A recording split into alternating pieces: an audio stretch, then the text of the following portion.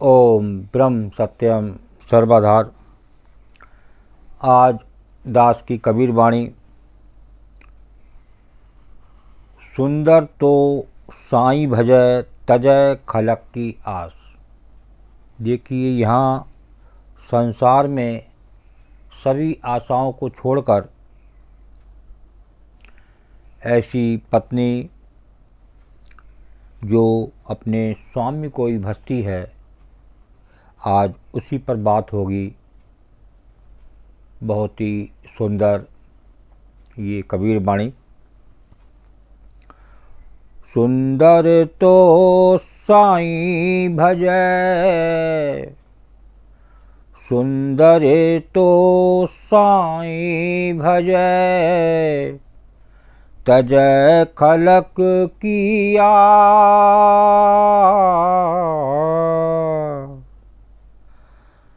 ताई न कबहूँ परिहरै, ताहि न कबहूँ परिहरै, पलक न छाड़ै पास कबीरा, पलक न छाड़ै पास। सुंदर तो साईं भजै तजय खलक की आस, ताहि न कबहूँ परिहरै, पलक न छाड़ै पास। संसार की सभी आशा छोड़कर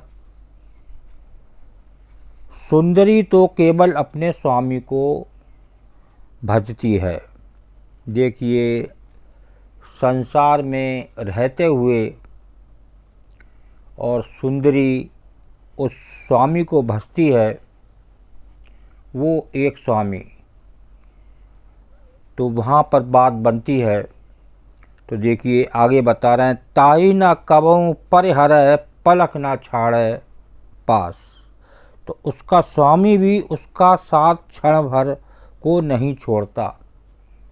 जो स्त्री, जो सुंदरी अगर संसार की आशा को छोड़कर इस संसार में मुझे ये मिल जाएगा, तो आज संसार में मैक्सिमम संसारी अपनी चाह के लिए, भोग विलास के लिए ही जी रहे हैं और वो कुछ नहीं पा रहे हैं। तो यहाँ बात हो रही है एक स्वामी की।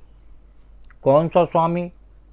जो इस देह में विराजमान है, वो स्वामी जो संसार में परमात्मा एक है, ये वहाँ भजने की बात हो रही है। वो सुंदरी, वो पत्नी जो अपने स्वामी को ही भजती है, तब वो जो स्वामी है वो उसका साथ क्षण भर भी नहीं छोड़ते। देखिए, आगे एक और सुंदरी के बारे में, स्त्री के बारे में क्या बता रहे हैं। चढ़ी अखाड़े सुंदरी,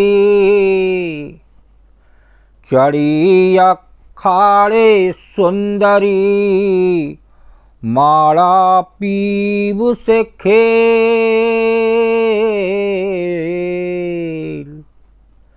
चढ़ी अखाड़े सुंदरी, माड़ा पीब से खेल। दीपक जोया ज्ञान का, दीपक जोया ज्ञान का, काम जले ज्यों तेल कबीरा, काम जले ज्यों तेल। देखिए, चढ़ी अखाड़े सुंदरी, माड़ा पीब से खेल, दीपक जोया ज्ञान का, काम जले ज्यों तेल।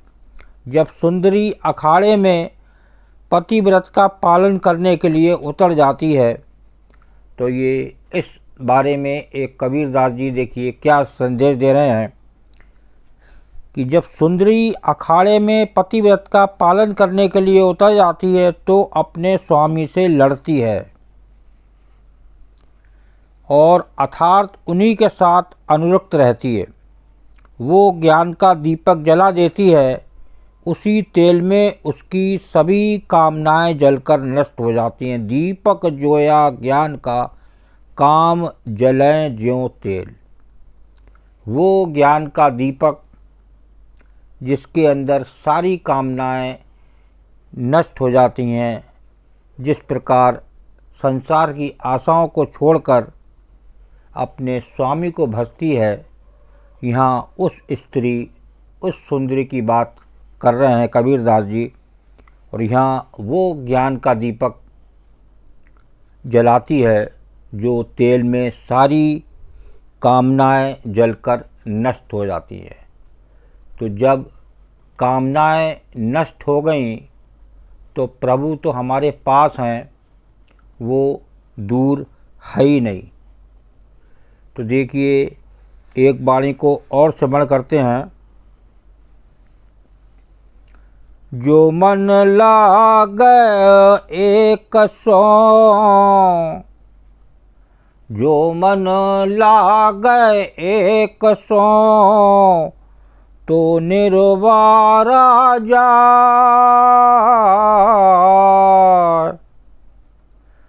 तूरा दो मुख बाजता, तूरा दो मुख बाजता, घना तमाचा खाए कबीरा, घना तमाचा खाए। जो मन लागे एक सौ, तो निर्वारा जाए। तूरा दो मुख बाजता, घना तमाचा खाए। यहाँ दो मुख की बात कर रहे हैं एक संत कि दो मुख से क्या नुकसान होता है।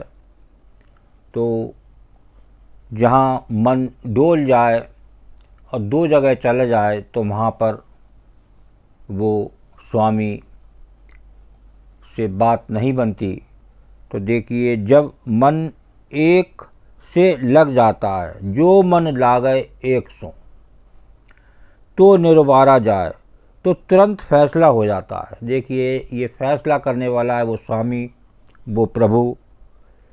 अगर मन एक से लग गया, वहाँ बात हो रही है। दो की उपासना दुखदाई है।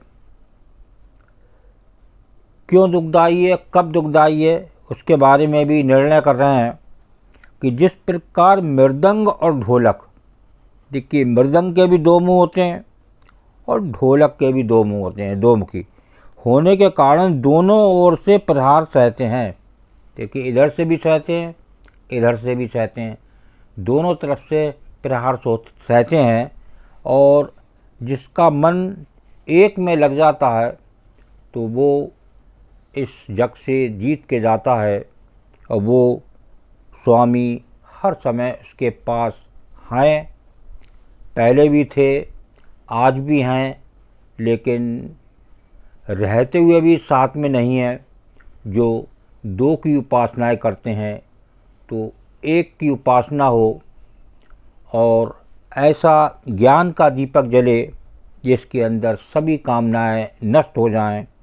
और ऐसी सुंदरी, ऐसी स्त्री की बात हो रही है जो संसार की सभी आशाओं को त्याग कर देती है और अपने स्वामी को ही भजती है। वहाँ पर बात हो रही है कि वो स्वामी उसका एक क्षण भी साथ नहीं छोड़ते, हर समय उसके साथ रहते हैं। तो ऐसी भक्ति करें, भक्ति करें एक की। कभी हनुमान जी की भक्ति कर ली, कभी पेड़ की भक्ति कर ली, कभी तारों की भक्ति कर ली, कभी चंद्रमा की भक्ति कर ली, तो मन डोलता रहेगा। मन जब एक प्रभु में लगेगा, जो प्रभु इस देह में विराजमान है, वहाँ बात बनेगी। और वो स्वामी पहले भी थे, आज भी हैं, बाद में भी रहेंगे आपके साथ। लेकिन वो स्वामी का लाभ आपको तभी मिलेगा जब आप भक्ति एक की करेंगे। अगर बार बार भटकेंगे कभी कहीं दौड़ लगाएंगे, कभी कहीं दौड़ लगाएंगे तो कुछ नहीं बनने वाला। सिर्फ भक्ति करें तो एक की, देखिए दो मुंह की बात आ रही थी। मृदंग और ढोलक ये दोनों तरफ की मार सहते हैं और बात बनती नहीं और कोई आनंद नहीं मिलता। आनंद एक की भक्ति में है। तो इसको जानें और समझें और चलें तो निश्चित ही आपको लाभ होगा। जब तक आप एक की भक्ति नहीं करेंगे, जब तक कुछ नहीं बनने वाला। ओम ब्रह्म सत्यम सर्वदा। दास की कबीर वाणी अच्छी लगी हो तो ज़रूर शेयर करें ताकि और भी लोग इसका आनंद ले सकें। ओम ब्रह्म सत्यम सर्वदा।